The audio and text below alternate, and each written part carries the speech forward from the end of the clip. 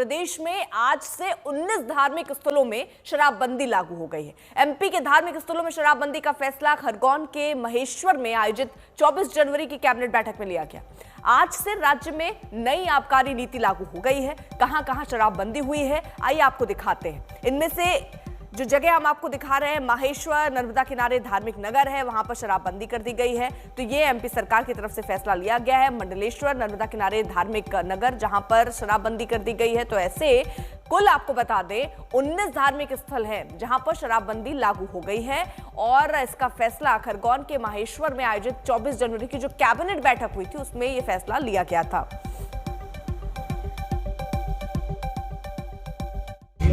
मन में बड़ा गर्व है कि अहिल्या माता की नगरी से बीते समय जब कैबिनेट के निर्णय हुआ था तो हमने कहा कि हमारे राज्य के अंदर जो धार्मिक स्थान है वहाँ हम शराबबंदी करेंगे। मुझे इस बात का संतोष है कि कल के बाद महेश्वर, मंडलेश्वर, ओंकारेश्वर, पन्ना, ओरछा, उज्जैन ऐसे 17 स्थानों पर शराबबंदी लागू की है। अब आपको हम दिखाते हैं ये फैसले का असर जो है वो कितना होना शुरू हो गया। आप देखिए यहाँ उज्जैन में किस तरह से इसका असर दिख रहा है। ये आपको शराब की दुकान दिख रही होगी जो बंद आपको नजर आ रही है। तो ऐसे कई जो फैसले हुए हैं, जैसे 19 धार्मिक शहरों में शराबबंदी जो लागू की गई है, अब उसका असर भी दिख रहा है। दुकानों को बंद ही रखा गया है। ये फरमान जैसे आया अब उसके बाद ये एक्शन मोड पर भी अब नजर आ रहे हैं। तो यानी जहां पूजा अर्चना हो रही है उसके आसपास शराब बेचना अब मना होगा। ऐसे धार्मिक जगह जो है 19 उनको चिन्हित सरकार ने किया और उनके आसपास ये आदेश लाया गया कि वहां पर शराब नहीं बेची जाएगी। रवीश पाल सिंह हमारे साथ हमारे सहयोगी इस वक्त जुड़ चुके हैं। रवीश, जिस तरह का ये फैसला है उसके बाद किस तरह का असर वहां पर नजर आता है?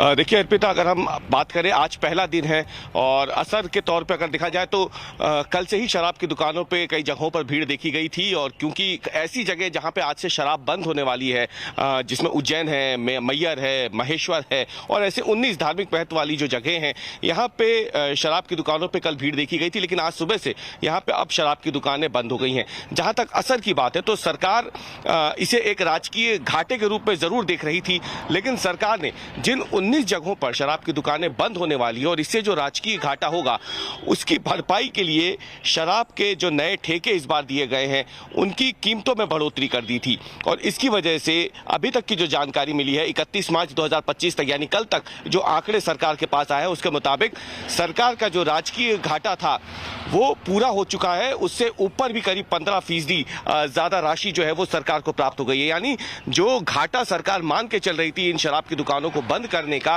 वो भरपाई के रूप में शराब की दुकानों के ठेके की कीमत बढ़ा करके सरकार ने पूरी कर ली है। और माना जा रहा है इससे आने वाले दिनों में मध्य प्रदेश में शराब की कीमतें बढ़ने वाली हैं। लेकिन अभी तक की अगर हम बात करें तो दरअसल इन 19 जगहों पर शराबबंदी लागू करके सरकार दरअसल ये देखना चाहती है कि इसका असर किस तरीके से होता है।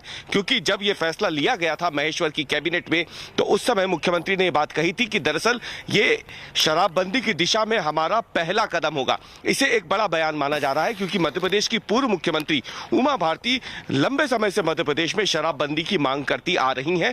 हालांकि सरकार ये कहती है कि अगर पूर्ण रूप से शराबबंदी हो गई तो मध्य प्रदेश को एक बड़ा राजकीय घाटा हो सकता है, क्योंकि आबकारी से उसे एक बड़ा राजकीय राशि जो है उसके कोष में हर साल इकट्ठा होती है। लेकिन इसके जरिए मुख्यमंत्री ने यह साफ कहा है कि शराबबंदी की दिशा में यह पहला कदम हो सकता है। यानी आने वाले समय अगर यह प्रयोग सफल होता है तो मध्य प्रदेश की कुछ और जगह भी है जहां पर आने वाले समय में भी शराबबंदी लागू हो सकती है।